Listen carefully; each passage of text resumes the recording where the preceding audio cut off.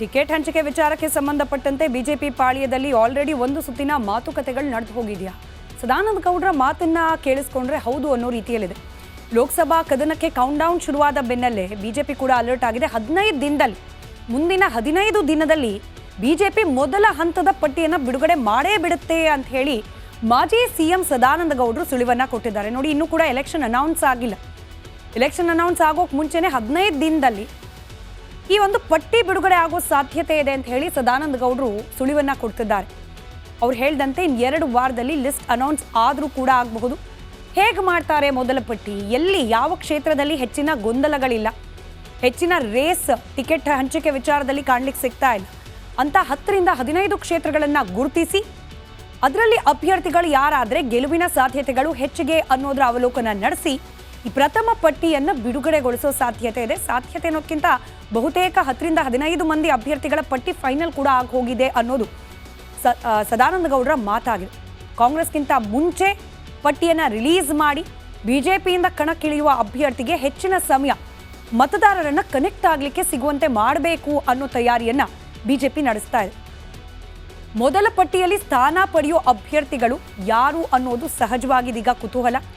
ಈ ಕಡೆ ಬೆಂಗಳೂರು ಉತ್ತರ ಈ ಕ್ಷೇತ್ರದಿಂದ ಹೊರಗಿನವ್ರನ್ನ ಕರೆಸಿ ಚುನಾವಣೆಗೆ ಸ್ಪರ್ಧೆ ಮಾಡೋದು ಬೇಡ ಅನ್ನೋ ವಾದ ಯಾವಾಗ ಜಾಸ್ತಿ ಕೇಳಲಿಕ್ಕೆ ಸಿಕ್ತೋ ಆಗ ಸದಾನಂದ ಗೌಡರು ಕೂಡ ಪಕ್ಷ ಇನ್ ಕೇಸ್ ಏನಾದರೂ ಒಪ್ಪಿದ್ರೆ ಅಥವಾ ಪಕ್ಷಕ್ಕೆ ಒಳ್ಳೇದಾಗತ್ತೆ ಅನ್ನೋ ಹಾಗಿದ್ರೆ ಹಿರಿಯರು ಹೇಳಿದ್ರೆ ನಾನು ಚುನಾವಣೆಗೆ ನಿಲ್ಲಕ್ಕೆ ಸಿದ್ಧ ಅಂತ ಹೇಳಿದ್ದಾರೆ. ಕೆಲವೇ ದಿನಗಳ ಹಿಂದೆ ಅವರು ಚುನಾವಣಾ ಕಣದಿಂದ ಹಿಂದೆ ಸರಿಯುವ ರಾಜಕೀಯ ನಿವೃತ್ತಿ ಅಂದರೆ ಚುನಾವಣಾ ರಾಜಕೀಯದಿಂದ ನಿವೃತ್ತಿ ಪಡೆಯುವ ಮಾತುಗಳನ್ನು ಕೂಡ ಆಡಿದ್ರು.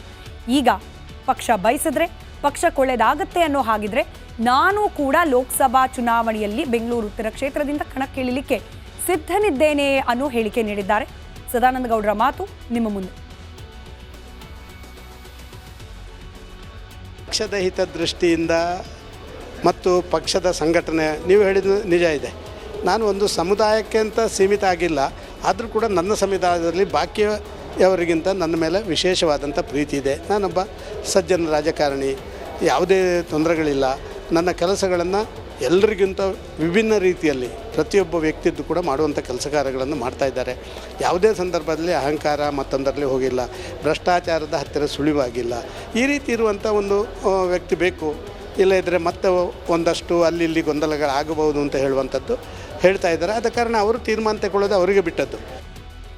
ಹಾಗಾದರೆ ಮೊದಲ ಪಟ್ಟಿಯಲ್ಲಿ ಯಾವ್ಯಾವ ಕ್ಷೇತ್ರದಿಂದ ಯಾವ್ಯಾವ ಅಭ್ಯರ್ಥಿಗಳ ಹೆಸರು ಫೈನಲ್ ಆಗಬಹುದು ಅದರ ಒಂದಷ್ಟು ಕ್ವಿಕ್ ಗ್ಲಾನ್ಸನ್ನು ಮಾಡ್ತಾ ಹೋಗೋಣ. ಮೊದಲನೇದಾಗಿ ತುಮಕೂರು ಲೋಕಸಭಾ ಕ್ಷೇತ್ರದ ಮೇಲೆ ಕಣ್ಣಿಟ್ಟಿದ್ದಾರೆ ವಿ ಸೋಮಣ್ಣ ಅವರು. ಮಾಧುಸ್ವಾಮಿ ಅವರ ಹೆಸರು ಕೂಡ ಕೇಳೋಕೆ ಸಿಗ್ತಾ ಇದೆ. ಇಬ್ಬರಲ್ಲಿ ಯಾರಿಗಾದ್ರೂ ಒಬ್ಬರಿಗೆ ಬಿಜೆಪಿಯಿಂದ ಬಿ ಫಾರ್ಮ್ ಸಿಗಬಹುದು ಅನ್ನೋ ಅಂದಾಜಿದೆ. ವಿ ಸೋಮಣ್ಣ ಅವರ ಮಾತನ್ನು ನಾವು ಹೇಳಬೇಕು ಅಂತಂದ್ರೆ ಈಗ ಆಲ್ರೆಡಿ ಆಕ್ಟಿವ್ ಆಗಿದ್ದಾರೆ, ಕ್ಷೇತ್ರದಲ್ಲಿ ಬೀಡ್ಬಿಟ್ಟಿದ್ದಾರೆ, ಧಾರ್ಮಿಕ ಕಾರ್ಯಕ್ರಮದಲ್ಲಿ ಭಾಗಿಯಾಗ್ತಿದ್ದಾರೆ.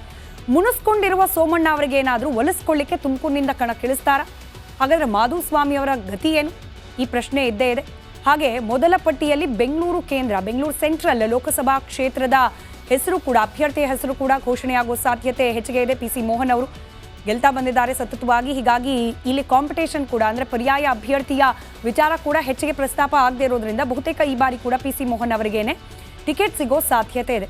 ಇನ್ನು ಬಳ್ಳಾರಿಯಿಂದ ದೇವೇಂದ್ರಪ್ಪ ಅವರು ರಾಜಕೀಯ ನಿವೃತ್ತಿಯ ಮಾತನಾಡಿದ್ದಾರೆ. ಅವರನ್ನೇ ಗೆಲ್ಲಿಸ್ಕೊಂಡು ಬರಬೇಕು ಅನ್ನೋದು ಕೆಲ ಬೆಂಬಲಿಗರ ಮಾತು ಕೂಡ ಇದೆ. ಇದರ ನಡುವೆ ಶ್ರೀರಾಮುಲು ಕೂಡ ನನಗೆ ಟಿಕೆಟ್ ಕೊಡಿ ಅಂತ ಹೇಳಿ ಕೇಳ್ತಿದ್ದಾರೆ ಅನ್ನೋ ಸೂಚನೆ ಕೂಡ ಇದೆ. ಹೀಗಾಗಿ ಬಳ್ಳಾರಿಯಲ್ಲಿ ಕೊಟ್ಟರೆ ಶ್ರೀರಾಮುಲು, ಇಲ್ಲದೆ ಹೋದರೆ ದೇವೇಂದ್ರಪ್ಪ ಅವರನ್ನ ಬಿಜೆಪಿ ಅಭ್ಯರ್ಥಿಯಾಗಿ ಕಣಕ್ಕಿಳಿಸೋ ಸಾಧ್ಯತೆ ಇದೆ. ಮುಂದಿನ ಕ್ಷೇತ್ರ ಬೆಳಗಾವಿ.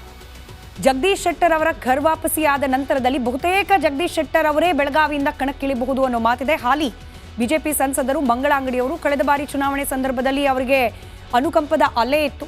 ಈ ಬಾರಿ ಮಂಗಳ ಅಂಗಡಿಯವರ ಗೆಲುವು ಸ್ವಲ್ಪ ಕಷ್ಟ ಸಾಧ್ಯ ಅನ್ನೋ ಮಾತಿದೆ. ಹೀಗಾಗಿ ಅವರ ಬದಲಾಗಿ ಪುತ್ರಿ ಶ್ರದ್ಧಾ ಅವರಿಗೆ ಕೊಡೋ ಸಾಧ್ಯತೆ ಕೂಡ ಇದೆ ಅಂತ ಹೇಳಲಾಗ್ತಾ ಇದೆ. ಆದರೆ ಜಗದೀಶ್ ಶೆಟ್ಟರ್ ಅವರ ಹೆಸರು ಬಹಳಷ್ಟು ಮುಂಚೂಣಿಯಲ್ಲಿರೋದ್ರಿಂದ ಬೆಳಗಾವಿಯಿಂದ ಜಗದೀಶ್ ಶೆಟ್ಟರ್ ಅಥವಾ ಶ್ರದ್ಧಾ ಅವರಿಗೆ ಟಿಕೆಟ್ ಸಿಗುವ ಸಾಧ್ಯತೆಗಳಿದೆ ಅನ್ನೋ ಮಾತು ಸದ್ಯಕ್ಕೆ ಬಿಜೆಪಿ ಆಂತರಿಕ ವಲಯದಲ್ಲಿ ಕೇಳೋಕೆ ಸಿಗ್ತಾ ಇದೆ.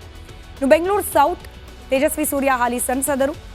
ಅಚ್ಚರಿ ಅನ್ನೋ ರೀತಿಯಲ್ಲಿ ಎಸ್ ಜೈಶಂಕರ್ ಅವರು ಕೇಂದ್ರ ಸಚಿವರು, ಅವರನ್ನ ಈ ಬಾರಿ ಲೋಕಸಭಾ ಕಣದಲ್ಲಿ ಇಳಿಸೋ ಸಾಧ್ಯತೆ ಇದೆ ಅಂತ ಹೇಳಲಾಗ್ತಾ ಇದೆ. ತೇಜಸ್ವಿ ಸೂರ್ಯ ಅವರು ಮತ್ತೊಮ್ಮೆ ಪುನರಾಯ್ಕೆ ಆಗುವ ಇಂಗಿತದಲ್ಲಿದ್ದಾರೆ, ಆಕಾಂಕ್ಷೆಯಲ್ಲಿದ್ದಾರೆ. ಇನ್ ಕೇಸ್ ಎಸ್ ಜೈಶಂಕರ್ ಅವರಿಗೆ ಅಲ್ಲಿಂದ ಬಿ ಫಾರ್ಮ್ ಕೊಟ್ಟಿದ್ದೆ ಆದಲ್ಲಿ ತೇಜಸ್ವಿ ಸೂರ್ಯ ಅವರ ಕತೆ ಏನು ಪ್ರಶ್ನೆ ಇದ್ದೇ ಇದೆ. ದಾವಣಗೆರೆ MP ರೇಣುಕಾಚಾರ್ಯ ಅವರು ಕಳೆದ ಬಾರಿ ವಿಧಾನಸಭಾ ಚುನಾವಣೆಯಲ್ಲಿ ಸೋತಿದ್ದಾರೆ. ಆದರೆ ಪಕ್ಷಕ್ಕೆ ಬಹಳಷ್ಟು ನಿಷ್ಠರಾಗಿದ್ದಾರೆ ಅನ್ನೋ ಕಾರಣಕ್ಕೆ ಅವರಿಗೆ ಮತ್ತೊಂದು ಚಾನ್ಸ್ ಕೊಡಬೇಕು ಅನ್ನೋ ನಿಟ್ಟಿನಲ್ಲಿ, ಹಾಗೆ ಅವರು ಕೂಡ ಬಹಳ ಆಕ್ಟಿವ್ ಆಗಿ ಕ್ಷೇತ್ರ ವ್ಯಾಪ್ತಿಯಲ್ಲಿ ಓಡಾಡ್ತಿರೋದ್ರಿಂದ MP ರೇಣುಕಾಚಾರ್ಯ ಅವರಿಗೆ ದಾವಣಗೆರೆ ಲೋಕಸಭಾ ಕ್ಷೇತ್ರದ ಟಿಕೆಟ್ ಸಿಗೋ ಸಾಧ್ಯತೆ. GM ಸಿದ್ದೇಶ್ವರ್ ಹಾಲಿ ಸಂಸದರು. ಇನ್ನು ಚಿಕ್ಕೋಡಿ ಅಣ್ಣಾಸಾಹೇಬ್ ಜೊಲ್ಲೆ ಅವರು ಸತತವಾಗಿ ಗೆಲ್ತಾ ಬಂದಿದ್ದಾರೆ. ರಮೇಶ್ ಕತ್ತಿ ಅವರ ಹೆಸರು ಕೂಡ ಈ ಕ್ಷೇತ್ರದಲ್ಲಿ ಕೇಳೋಕೆ ಸಿಗ್ತಾ ಇದೆ. ಮೊದಲ ಪಟ್ಟಿಯಲ್ಲಿ ಇಬ್ಬರಲ್ಲಿ ಯಾರಿಗೆ ಟಿಕೆಟ್ ಅನ್ನೋದು ಬಹುತೇಕ ಕನ್ಫರ್ಮ್ ಆಗುತ್ತೆ. ಸದಾನಂದ ಗೌಡರ ಮಾತಿನ ಪ್ರಕಾರ ನೋಡೋದಾದ್ರೆ 2 ವಾರದಲ್ಲಿ ಇಬ್ಬರಲ್ಲೊಬ್ಬರಿಗೆ ಟಿಕೆಟ್ ಅನೌನ್ಸ್ ಆಗೇ ಬಿಡುತ್ತೆ ಅಂತ ಹೇಳಿ.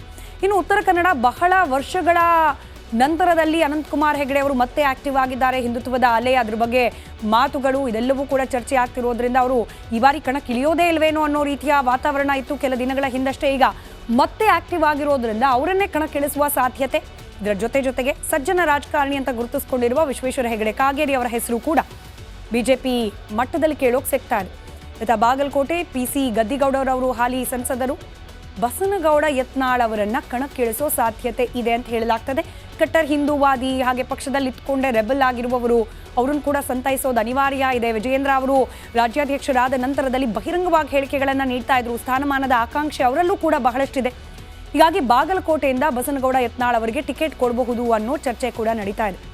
ರಾಯಚೂರು ಅಮರೇಶ್ವರ್ ನಾಯಕ್ ಅಥವಾ ರಾಜುಗೌಡ ಇಬ್ಬರಲ್ಲೊಬ್ಬರಿಗೆ ಟಿಕೆಟ್ ಸಿಗೋ ಸಾಧ್ಯತೆ ಇದೆ. ಈ 10 ಲೋಕಸಭಾ ಕ್ಷೇತ್ರಗಳಿಗೆ ಬಿಜೆಪಿ ಮೊದಲ ಪಟ್ಟಿಯಲ್ಲಿ ಅಭ್ಯರ್ಥಿಗಳನ್ನ ಘೋಷಣೆ ಮಾಡುತ್ತೆ ಅನ್ನೋ ಸುಳಿವು ರಿಪಬ್ಲಿಕ್ ಕನ್ನಡಕ್ಕೆ ಲಭ್ಯವಾಗಿದೆ.